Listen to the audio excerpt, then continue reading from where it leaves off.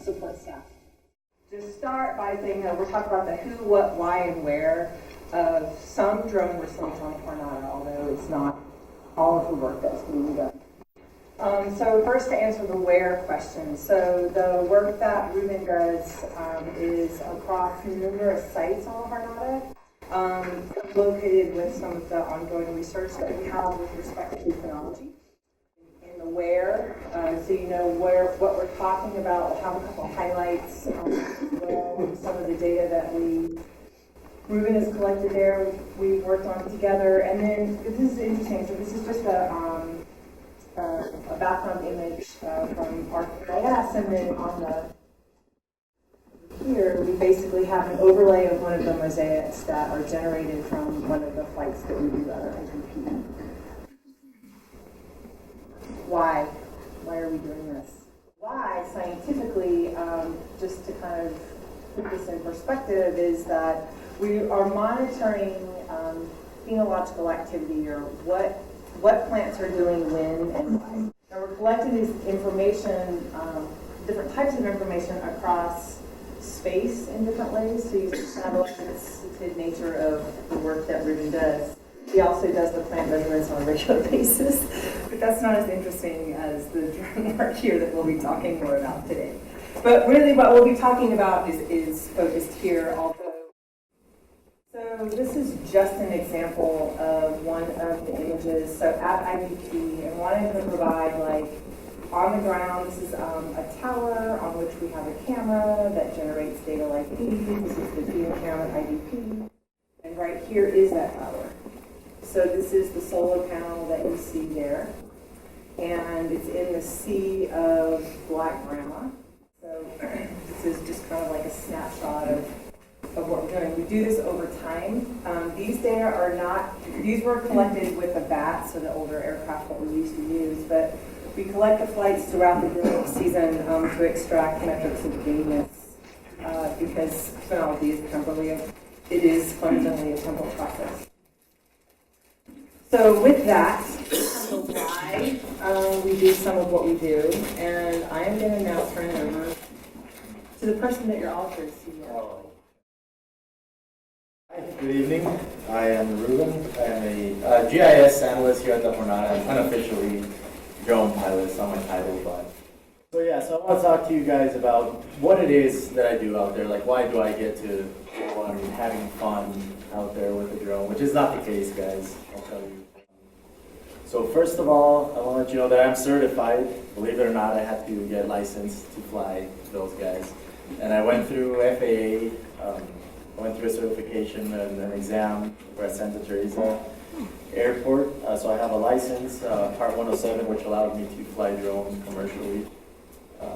So there's just that distinction between being a hobbyist and having a commercial license. And if you work, if there's a dollar exchange anywhere with anything that has to do with drones, you have to be commercially certified. And that's just interesting. A lot of people don't know. And I just put a website up there if anybody's interested after here, and there's a lot of study guides out there and a lot of resources that would help you get through this exam. And it's not something you could just, it's not the toughest exam out there, obviously, but you can't just walk in and pass it. You go into a lot of things that, as a drone operator, you wouldn't expect. They had me learn the symbology on the tarmac of an airport.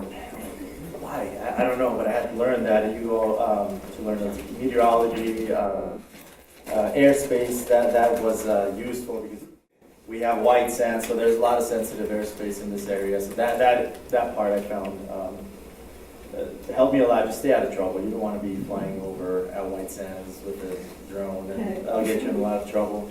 But yeah, there were a lot of things I didn't expect to have to learn to fly one of these guys. But there's a lot of resources that will help you pass this exam if you are interested in being commercial.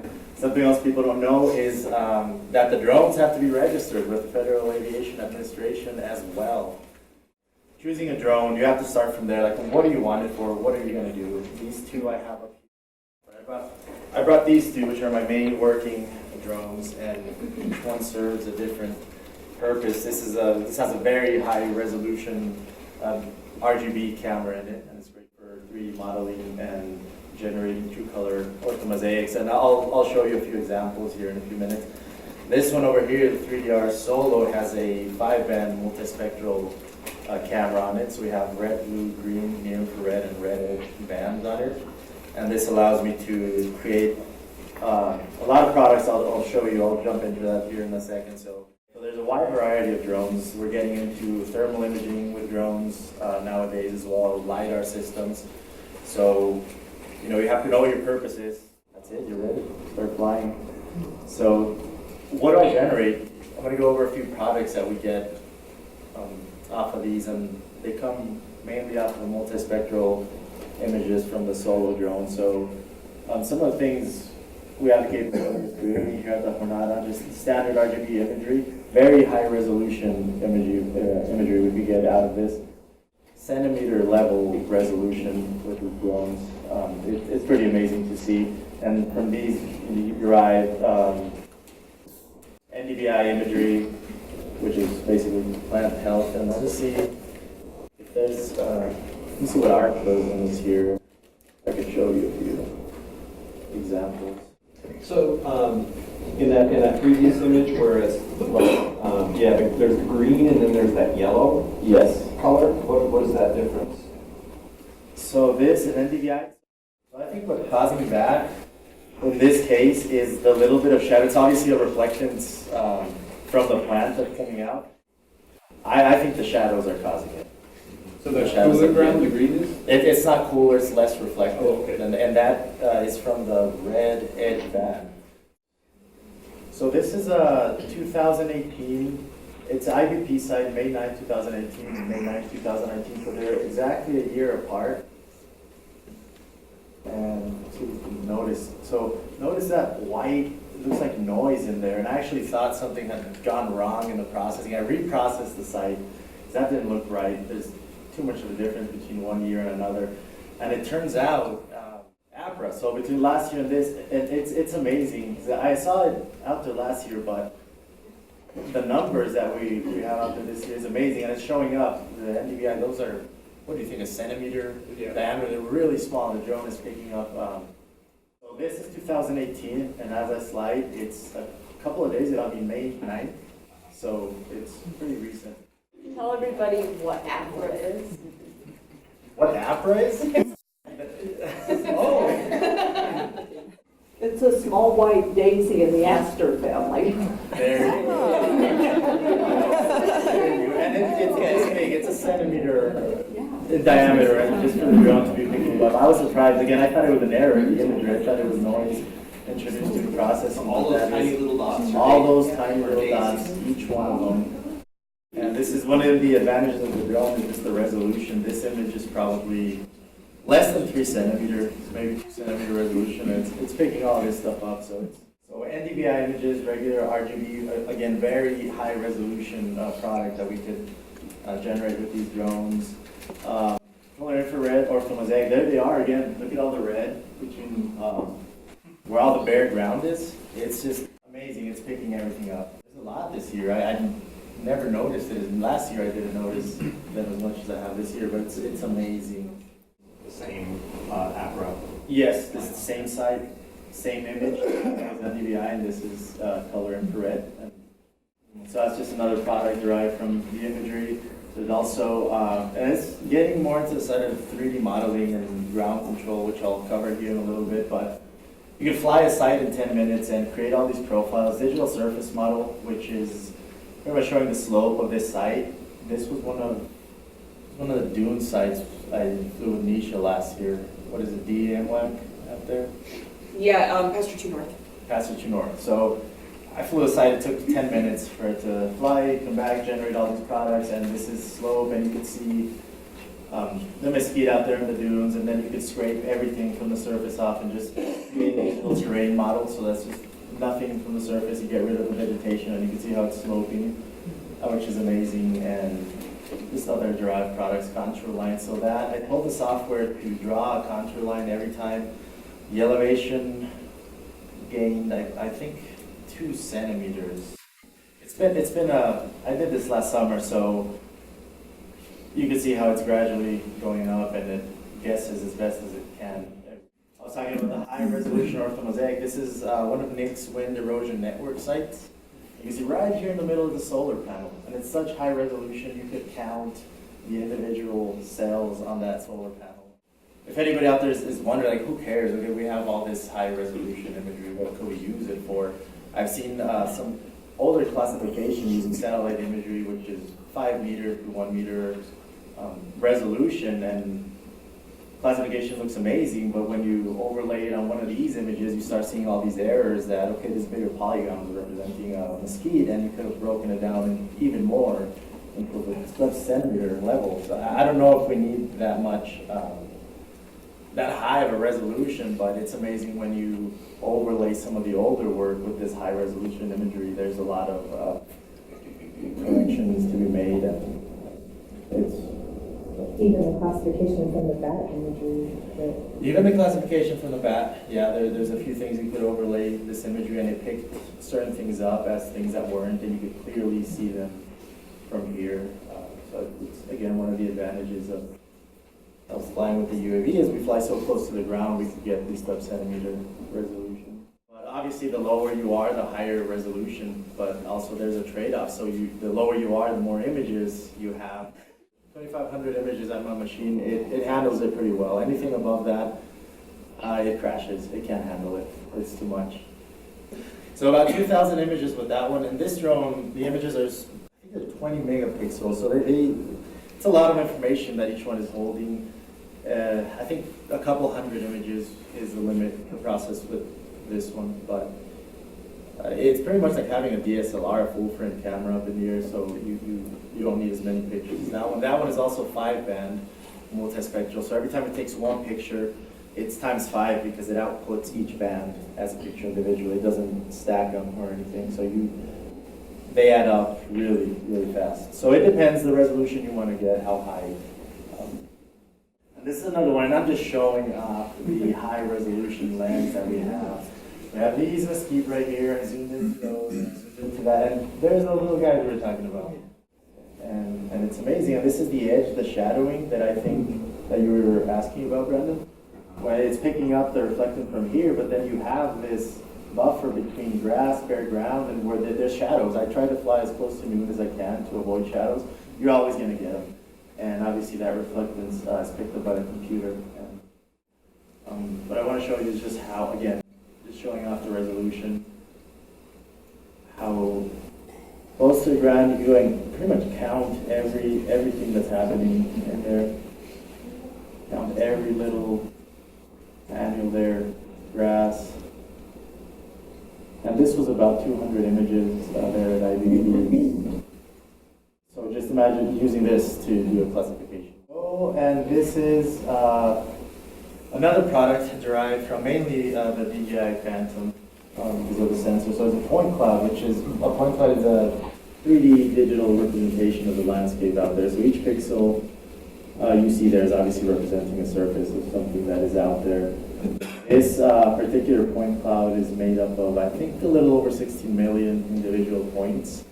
And we go back to the question, so who cares? We could generate these products, or what do you do with them? And some of the research I've read that people are trying to do, so you see stuff like mesquite here, and this was flown somewhere around May of last year as well, so everything is greening. So what would happen if you fly it again in December, January, when mesquite lost out all their leaves? And I'm focusing on mesquite because it'll be the easiest one. It'll be really tough to do on grasses, but we would generate a new point cloud, and obviously there will be pixels missing because we don't have leaves on the mesquite anymore, and there's software where you could overlay both digital representations of this site, and it'll give you the difference between pixels. So it'll tell you, okay, so this had 60 million pixels, but in December it's missing so many. So that's, people are using that for estimating biomass loss, and they're doing the same for soil erosion. The trick here is that you're limited by the resolution of your camera. So if I'm getting a centimeter resolution, a centimeter of soil has to be removed for it to pick it up. A centimeter, there has to be those changes to be able to detect that centimeter or sub-centimeter measurement, and otherwise there's no way it knows. It's really hard to explain, and it's the least explored product of this drone. I don't have a lot of experience in it, but I know people are using it in soil erosion, biomass, and even snow melt estimates in southern Colorado. So it'd be interesting to look into it. So this is Nick's, again, Nick's wind erosion network site, and that's a solar panel I showed you a while ago. So the thing with the point cloud is you can pretty much view every single, and it's really hard to control from this angle, but you get the idea, all those pixels. And at a point where you have a 2D surface in the pixel, and when it comes out in 3D, they call them a voxel, because of the volume within a pixel. And a lot of problems. So the software assumes everything inside that voxel is solid, which we know is not the case out there. So these mesquites, there's. So how this is done is multiple pictures are taken from different perspectives, and then they're overlaid. And because of that, from the two different perspectives, they can calculate actual height, because it's the same area represented from two different directions. More than two, actually. There's a lot of overlap from when he flies back and forth, he flies north and south and east and west. There's lots and lots of overlap. That's how these point clouds are created. So those are some of the products we can get from the drones, and I want to go over the workflow of what it is to generate one.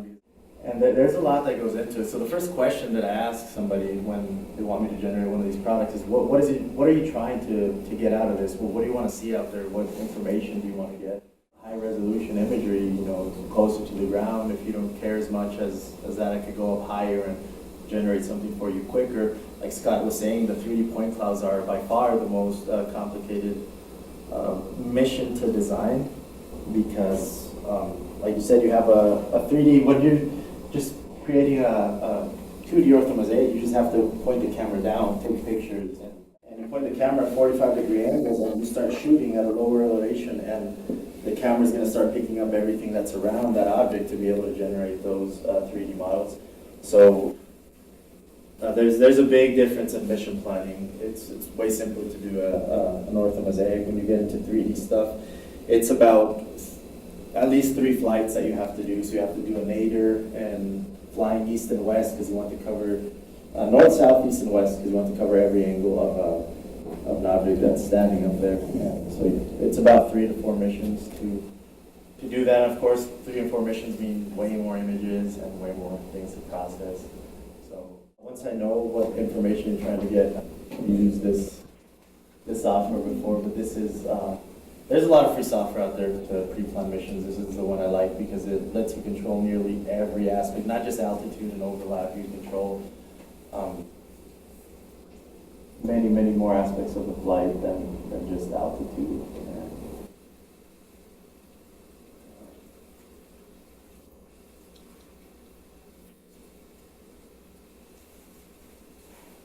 Is that NASA? What is that? That's where it says. We're on this side. I'm trying to find those. There we go, some mom. So say just an example, or good Aggie stadium. Every time I'm gonna fly or start designing a mission for somebody, I ask, give me a polygon of the area of interest. It makes it easier for me. It's just easier if you import like a shapefile from ARC. So let's just imagine that's what we want. That's what we want. Oh, there it is. This is our area of interest. Right? We want to map Ruben Stadium, and this is where you start creating. So these are all different types of missions. The camera will always be shooting towards it and go around, and that's great for 3D missions, like I was talking about. I usually do a survey grid, which allows me to control every parameter. So you set, first of all, you hit the camera, and I'm not sure the red, oh, there it is, the red is in there. So at that point, it knows the focal length and every specification of the lens of that camera, so it can calculate the footprint that it's going to have with every photograph that it takes. And just as an example, right here we have an altitude of 100 meters for that mission. You control the angle. You want to go north to south, east to west. And that is important when doing 3D point clouds as well. And you get estimates of down here. So at 100 meters in Aggie Stadium, we would get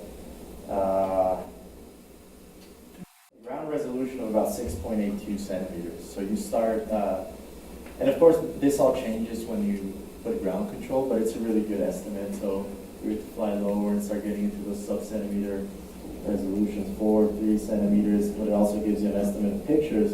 And that's 275, but you have to multiply it by the 5 bands that are in there. So mission planning with this is very simple, and there's some advanced options that I always use. This is where you control, this is why I like the software, so that you start going into side lap, overlap, and overshoot. Whenever I have a polygon of just the area of interest, but you can't have the craft just stop there and go back, so you have it overshoot and take a few pictures this way. And there's just so many aspects of the mission you could control here, and also cross grid when you're doing 3D modeling, but that takes your images and your flight time. So it'll take me 1,500 hours to map Aggie Stadium. So that's not going to work. So we'll have to go higher or just not do the cross grid. So there's a lot of things that go through mission planning. So this is probably a good question. So it's programmed in there. So you're not like there steering it. Guys, I don't fly the drones. I don't have fun like everybody thinks. It's all programmed. That's, thank you. That's, so yes, I usually do the planning and the mission. And I have a tablet and I take it out to the field because sometimes there's changes you want to do out there. So yes, I pre-program the mission, send it to the drone, and you always have to keep an eye on the drone. There's a lot of things that happen out in the field, and wind speed. Like for the program thing. Okay. Does it get off track? It does, and it affects mission planning a lot. So on site, do I just arrive there? Unfortunately, I don't just arrive there and send the drone flying. You have to prepare your sites a little bit with ground control and radiometric targets. What are those? So this is my ground control point. I have rebar out there that I have taken very highly accurate GPS measurements and differentially corrected them. So I know. So I set these things out there because they're going to help me down the line. All right, this white panel will help me radiometrically calibrate the images. So this panel right here is the whitest thing we're going to find out in nature. There's nothing going to be reflecting more sunlight than this. It's going to be reflecting nearly 100% of the light that's coming down.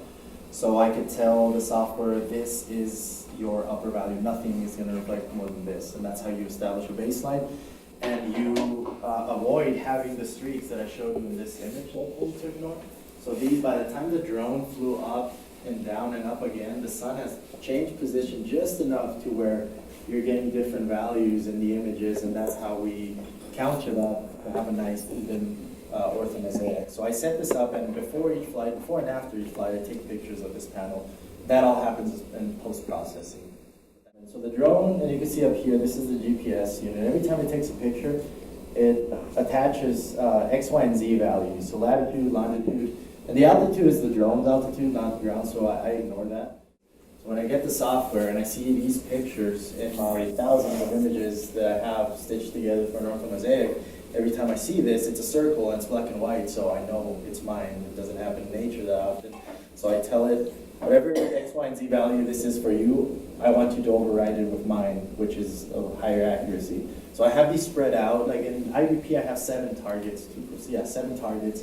And at the end, if you just process that with the drone's internal GPS system, it'll be pretty close. If you overlay it on top of Google Maps or any other thing, it could be a foot off or whatnot. But with ground control, it allows me to override those X, Y, and Z coordinates. And I tell it, whatever the drone said this is in this image, in reality, I give it these values, and it compares to the drone's values. So, in other words, it just moves the entire model to where it needs to go to better represent the location of it in the surface. So that's why before I fly, I have to set out these 7 targets, come back.